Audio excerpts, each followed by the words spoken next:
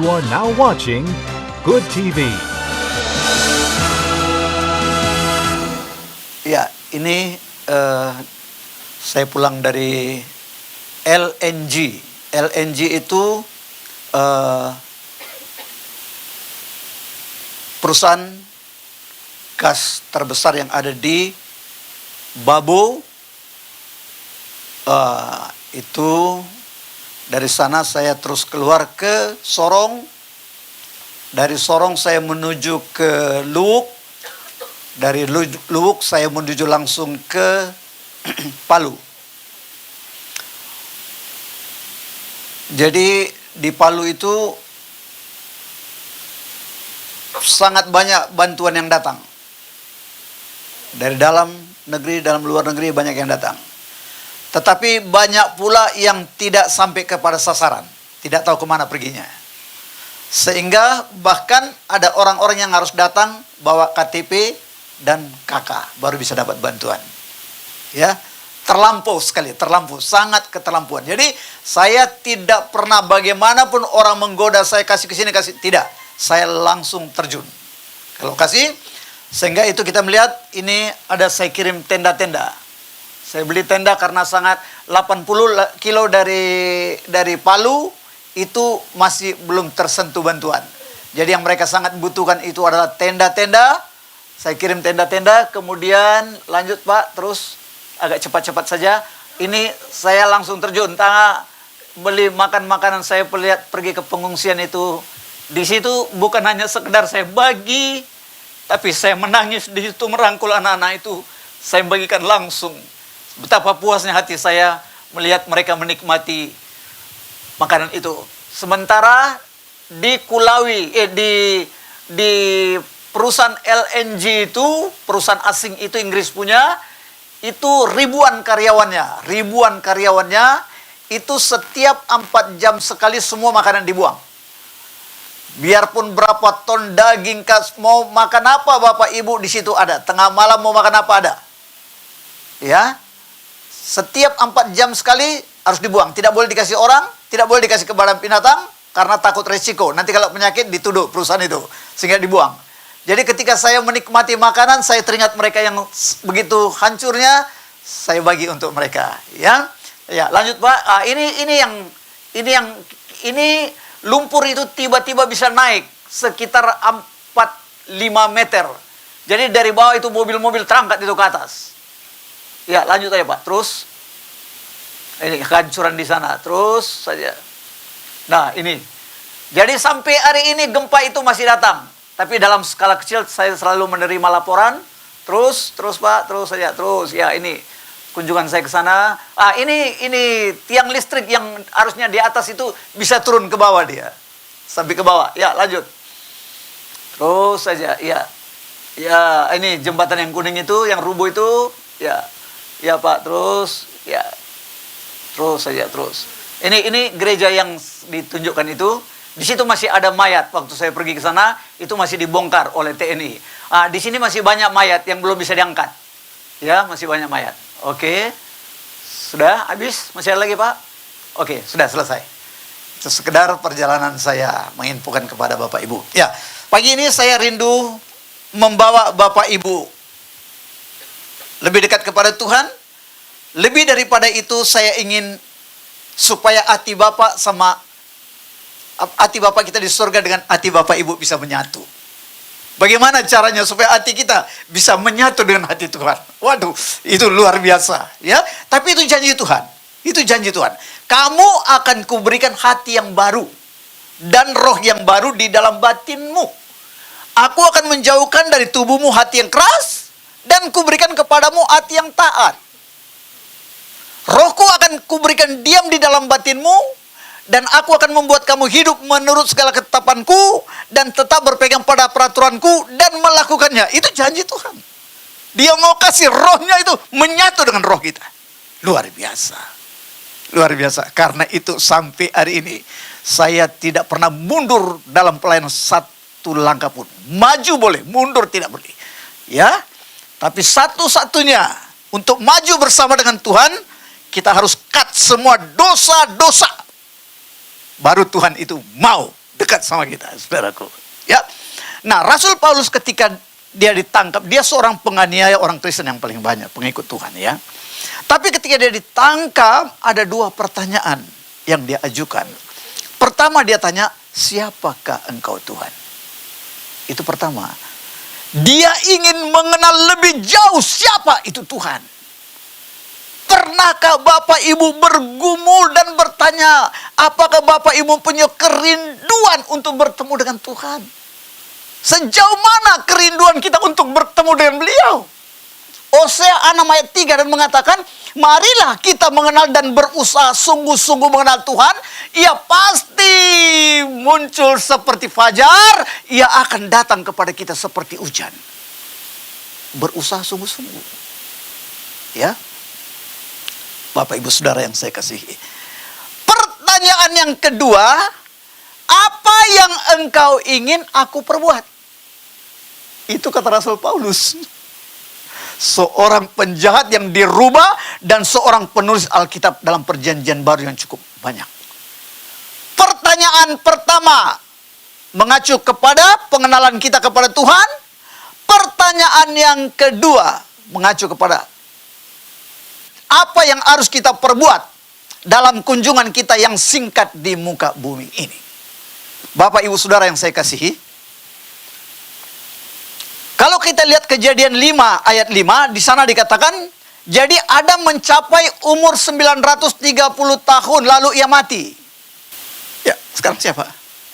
Kejadian 6 ayat 3. Berfirmanlah Tuhan, rohku tidak akan selama-lamanya tinggal di dalam manusia.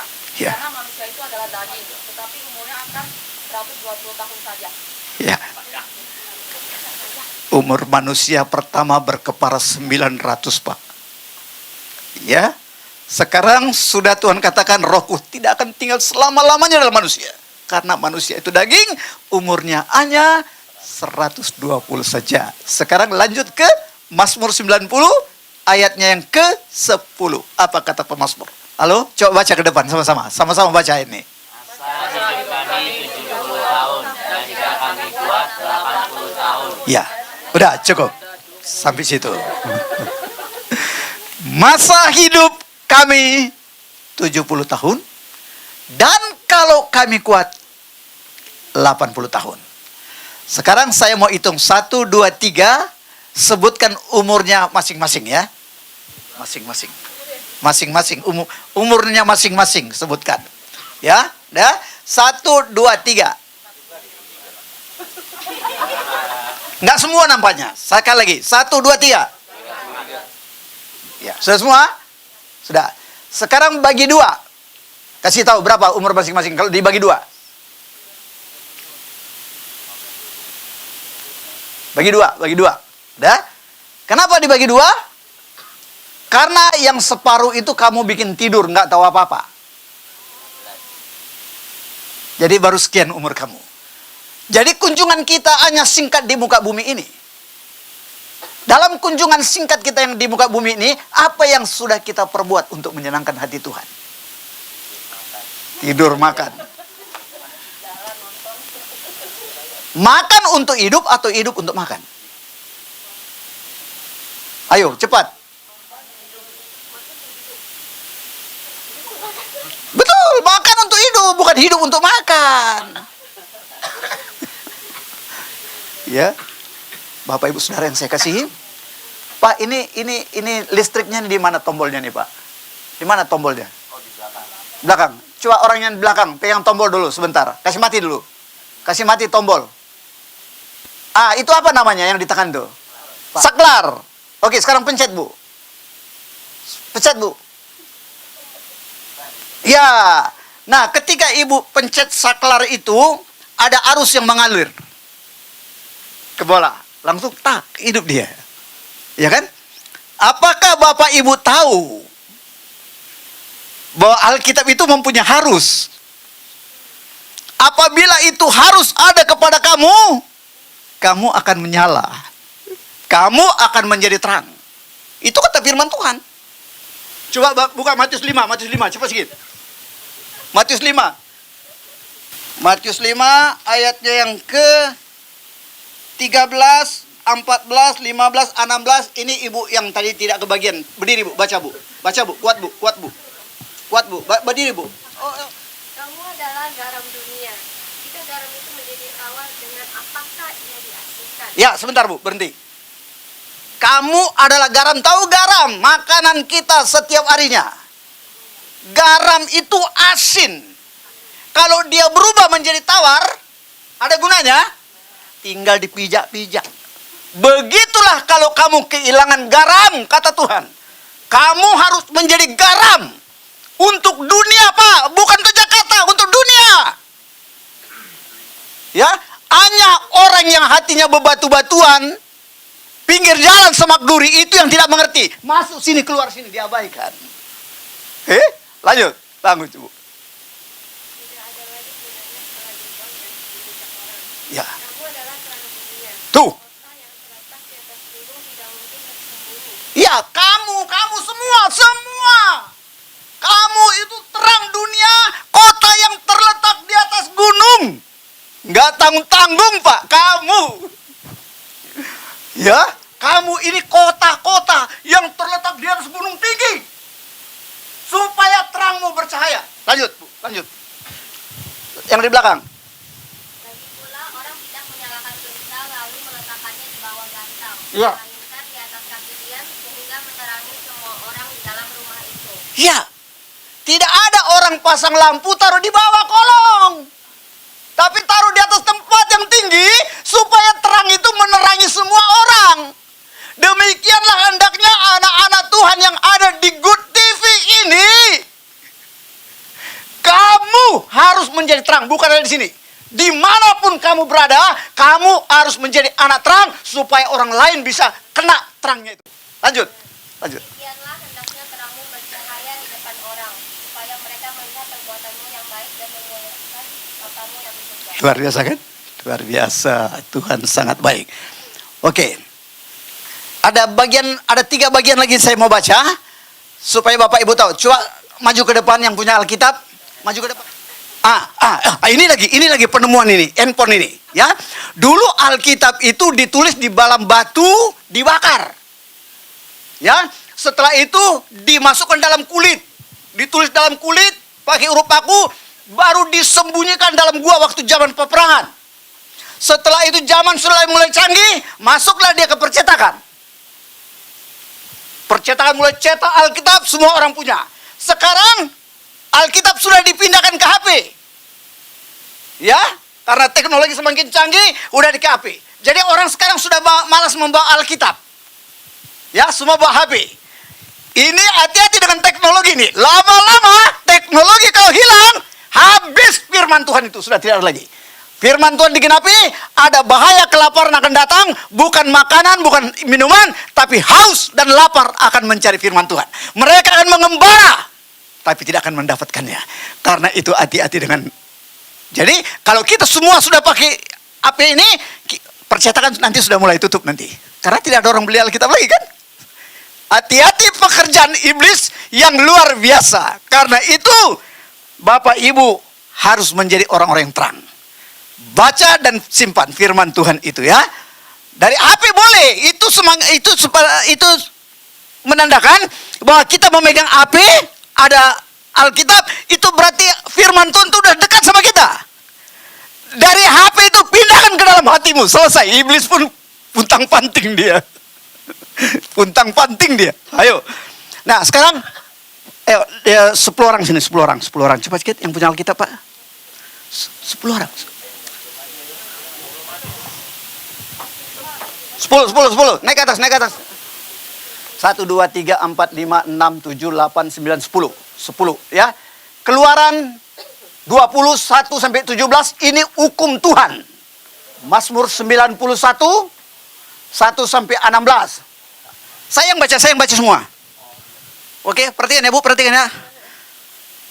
Keluaran 21 sampai 17, lalu Allah mengucapkan segala firman ini, Akulah Tuhan Allahmu yang bawa engkau keluar dari tanah Mesir, dari tempat perbudakan. Jangan ada padamu Allah lain di hadapanku. Jangan membuat bagimu patung yang menyerupai apapun yang ada di langit di atas, atau yang ada di bumi di bawah, atau yang ada di bawah bumi. Jangan sujud menyembah kepadanya atau beribadah kepadanya. Sebab aku Tuhan Allahmu adalah Allah yang cemburu, yang membalaskan kesalahan bapa kepada anak-anaknya, kepada keturunan ketiga dan keempat dari orang-orang yang membenci aku. Tetapi aku menunjukkan kasih setia kepada beribu-ribu orang, yaitu mereka mengasihi aku dan berpegang pada perintah-perintahku. Jangan menyebut nama Tuhan Allahmu dengan sembarangan, sebab Tuhan akan memandang bersalah orang yang menyebut namanya dengan sembarangan. Ingat dan kuduskanlah hari Sabat. 6 hari lamanya engkau akan bekerja melakukan segala pekerjaanmu, tetapi hari ketujuh adalah hari Sabat Tuhan Allahmu, maka jangan melakukan suatu pekerjaan, engkau atau anakmu laki-laki atau anakmu perempuan, atau hambamu laki-laki atau hambamu perempuan, atau hewanmu atau orang asing yang ada di tempat kediamanmu. Sebab 6 hari lamanya Tuhan menjadikan langit dan bumi, laut dan segala isinya, dan dia berhenti pada hari ketujuh. Itulah sebabnya Tuhan memberkati hari Sabat dan menguduskannya.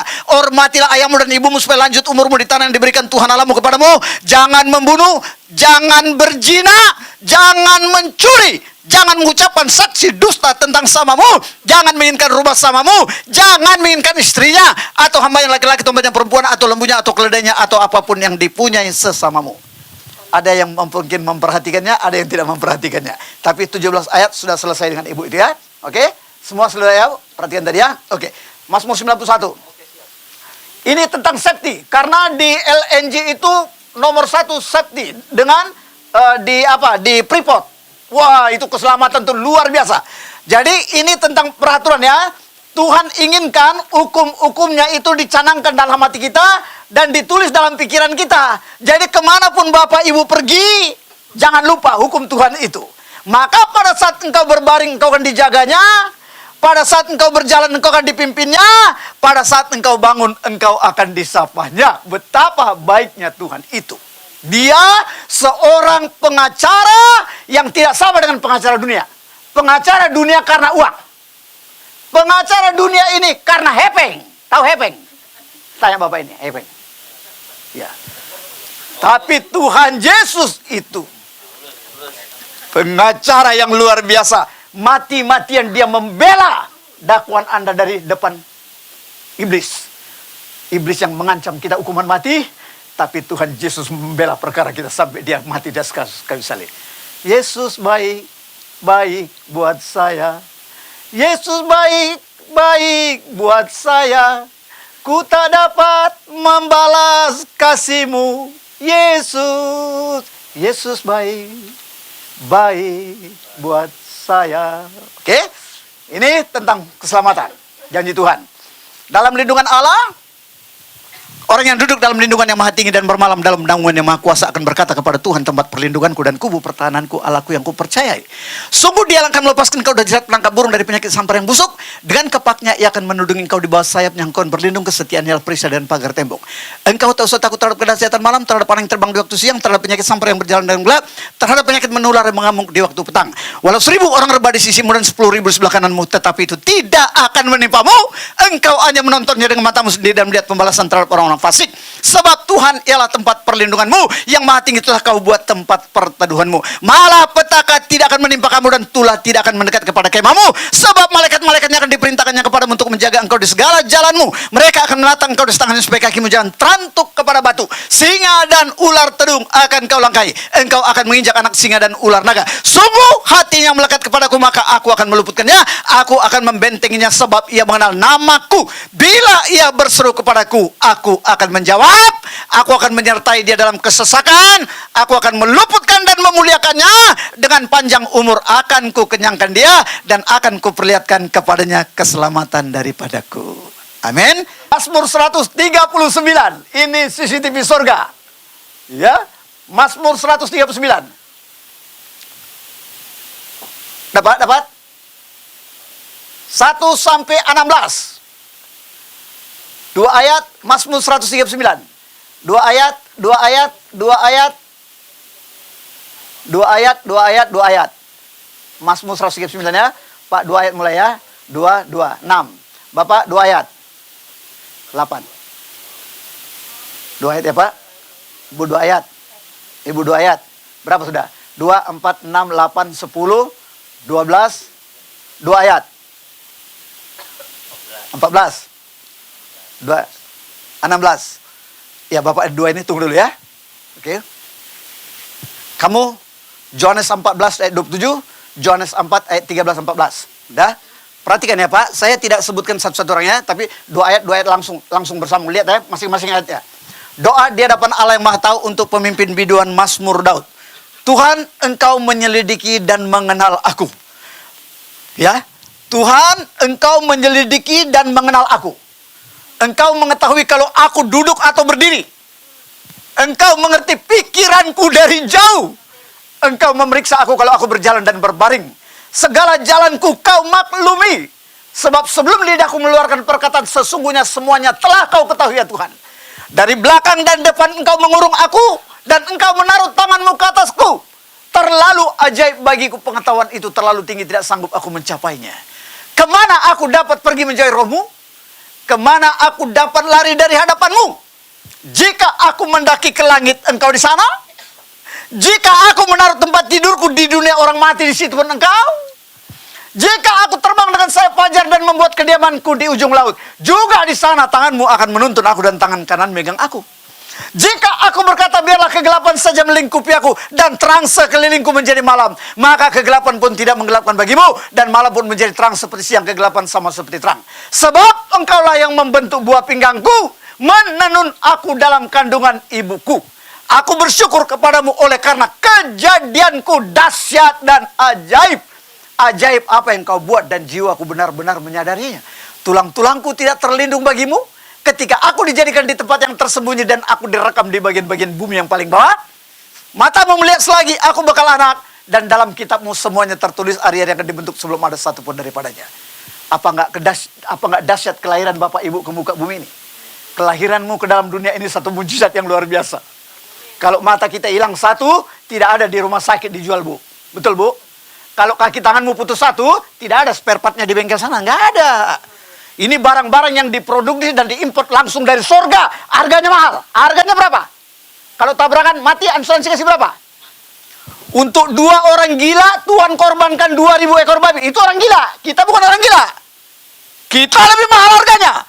Tuhan Yesus katakan, nilai dari satu jiwa ini lebih berharga daripada isi dunia, Pak.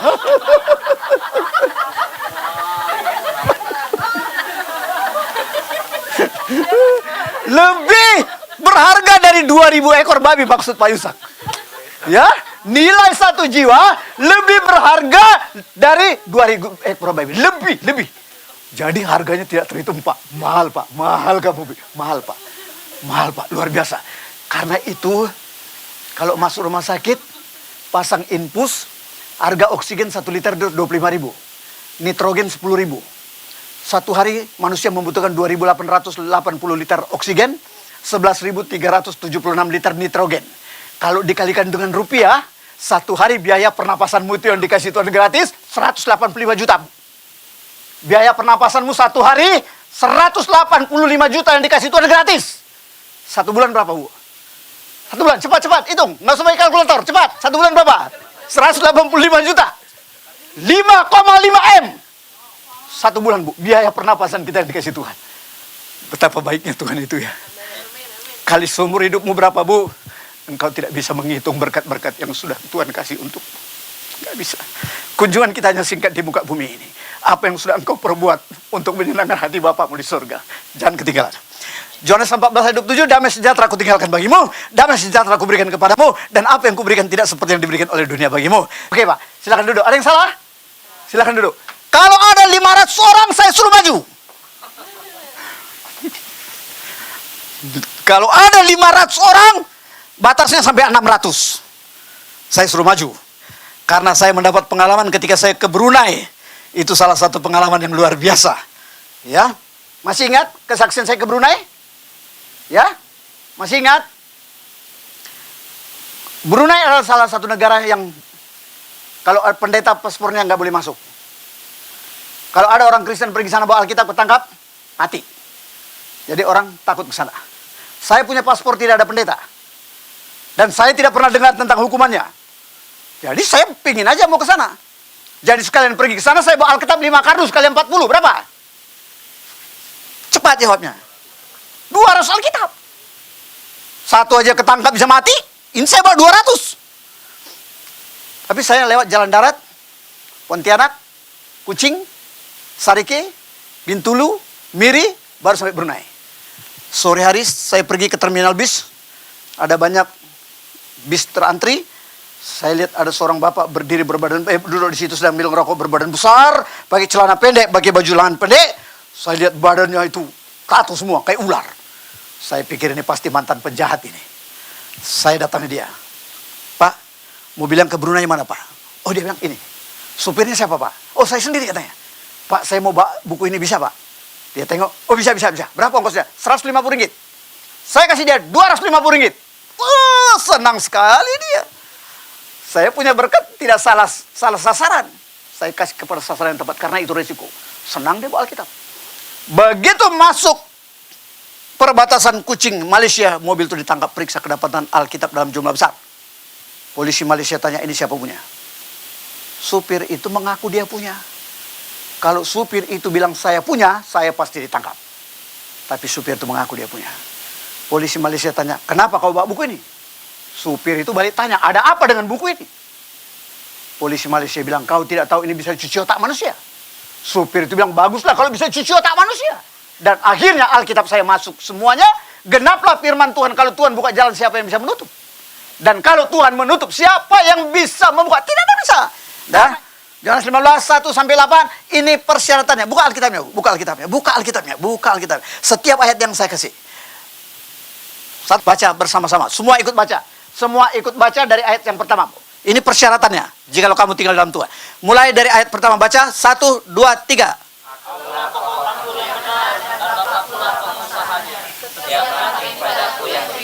Baca Pak, baca.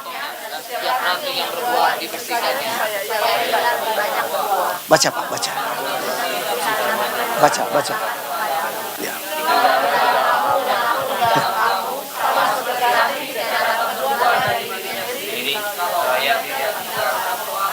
Ya.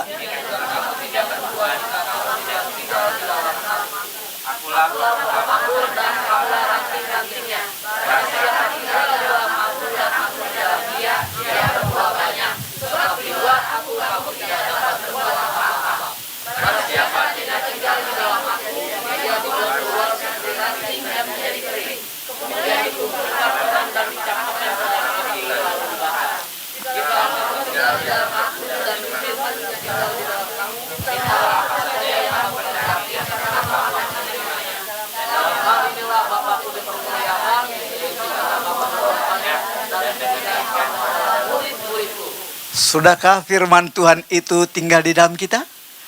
Bapak Ibu jangan merasa puas dengan apa yang ada padamu sekarang ya. Jangan merasa puas, mobilmu 1K, 2K, 3K, engkau pengusaha kah, kaya raya kah. Jangan merasa puas sampai di situ. Karena Tuhan itu sumber segala-galanya. Kalau Bapak Ibu mendapatkan Tuhan Yesus, musuh sudah di depan matamu bisa dihalaunya. Malaikat Tuhan diperintahkan, halau orang itu. Habis semua orang itu. Saya seorang penjahat, kepala manusia pun sudah potong. Kalau dia jago, kuhajar dia. Inilah orangnya, koran-koran semua berita saya. Tapi akhirnya Tuhan rubah hidup saya. Jadi pikiran saya dulu yang kotor, yang rusak, Tuhan install ulang. Sekarang firmannya dia masukkan. Di mana-mana aku pergi, hanya tentang firman Tuhan aku berbicara. Oke? 2 hari yang lalu saya ada di Labuan. Ada orang Labuan sini, Labuan. Di sana ada seorang bapak namanya Pak Susanto. Dia pengusaha tambak udang terbesar.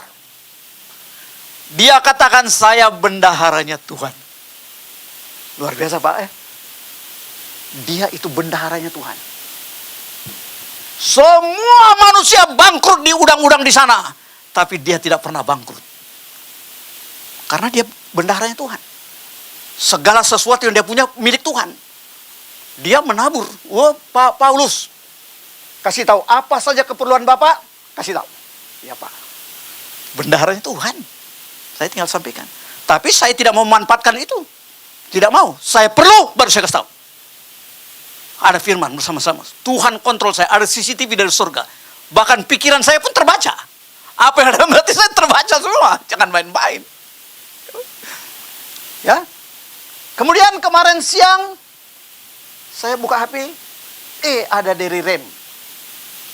Dari REM, seorang bapak namanya namanya Pak Ongko. Pak Ongko, Pak Paulus, ini ada berkat saya kirim Pak untuk mendukung pelayanan Bapak. Saya telepon dia, Pak, Bapak siapa? Saya Pak Ongko. Dari mana Pak? Dari REM. Ya, di Papua saya khotbah, selesai khotbah saya imbau untuk Palu. Maju orang, salaman saya ada suatu orang ibu, dia bungkus tisu dia kasih, saya buka cincin emas. Semuanya saya manfaatkan untuk pelayanan. Bapak Ibu, berkat-berkat itu sudah dihambang semua, diamban pintu semua. Ya, karena itu saya tahu ke depan itu akan perkara-perkara besar akan terjadi. Walaupun koran Jakarta, Medan, Kalimantan, Papua sudah muat berita saya, walaupun saya katakan satu orang saya bunuh, ribuan saya bawa, sekarang janji saya kepada Tuhan yang saya minta sebelum saya meninggalkan dunia ini, beri kesempatan bagi saya untuk menyaksikan hujan pertobatan terjadi di Indonesia. Catat ya, hari ini saya khotbah, apa yang saya minta? Saya ingin melihat hujan pertobatan terjadi di Indonesia ini Tuhan. Catat apa yang saya katakan. Ya, kiranya Tuhan Yesus memberkati baik kesaksian. Acara ini dipersembahkan oleh Good TV.